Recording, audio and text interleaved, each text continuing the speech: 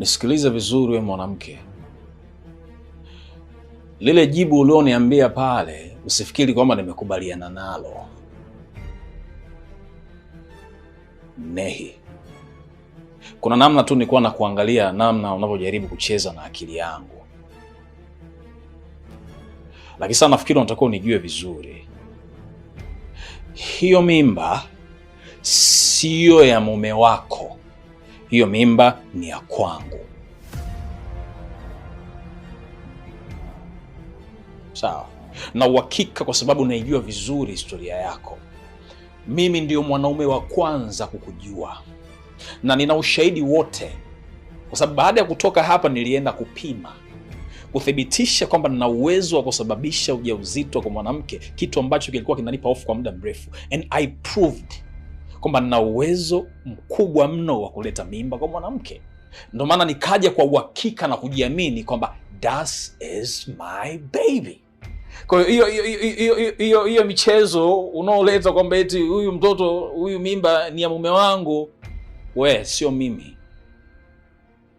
Mume wako hana uwezo wa kusababisha ujauzito na hiyo mimba ni ya kwangu. Tafuta lugha nyingine ya kusema, lakini sio kunibia mtoto wangu. You get me? Na kuna kitu kimoja lazima unijue vizuri sasa. Mambo nielewe vizuri we dogo. Sawa? Katika jambo ambalo huwa sina masiala katika maisha yangu ni mtu kucheza na damu yangu. Ni bora nizulumu mali, nizulumu pesa, nizulumu chochote unachokijua, lakini sio mtu acheze na damu yangu. Huwa ni mkatiri. Huwa nageuka mtu mwingine. Niko tayari kwa vita ya aina yoyote.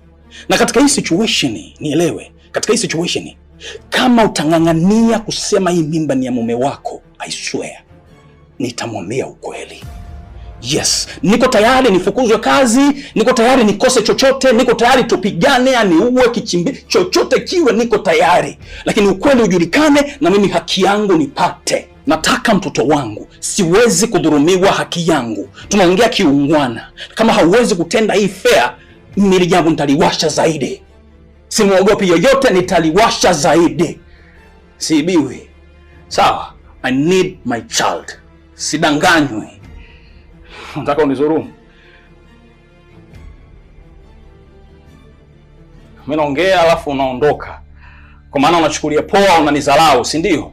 Sasa nakwambiaje? Sidhulumiwi na sijawahi kudhulumiwa katika haki yangu. Nitakiwasha. Hapo siondoki, na ukibisha nitamwambia mume wako chochote kitachokuwa na kiwe, lakini lazima nipate haki yangu. Sidhulumiwi.